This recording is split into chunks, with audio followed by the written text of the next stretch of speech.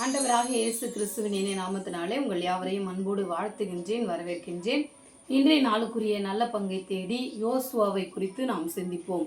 யோசுவா என்றால் யெகோவா இரட்சகர், கர்த்தரே ரட்சிப்பு, யெகோவா மீட்பவர், காப்பாற்றுகிறவர் என்று சொல்லப்படுகிறது.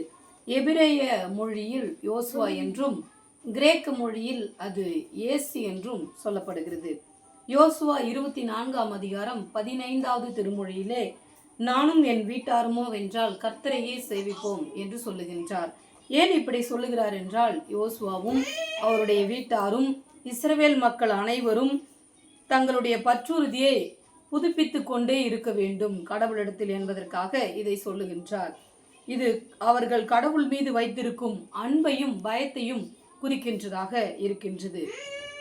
யோசுவா மோசேயுடைய தோழராக இருக்கின்றார்.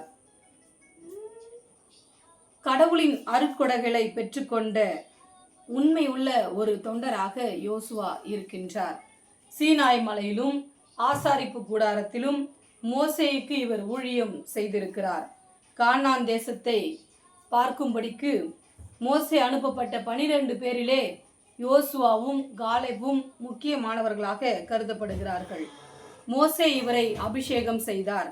மோசே இறந்த பின்பு யோசுவா இஸ்ரவேல் மக்களை வழிநடத்துகின்ற ஒரு தலைவராக இருக்கின்றார்.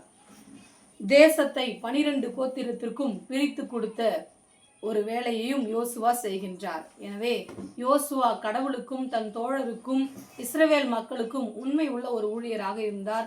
நாமும் அப்படி இருப்போம். யோசுவா சொன்னது போல நானும் என் வீட்டாருமோ வென்றால் கர்த்தரையே சேவிப்போம் என்று இருப்போம். ஆண்டவர் தாமே திருமொழிகளை ஆசிர்வதிப்பாராக. ஆமென்.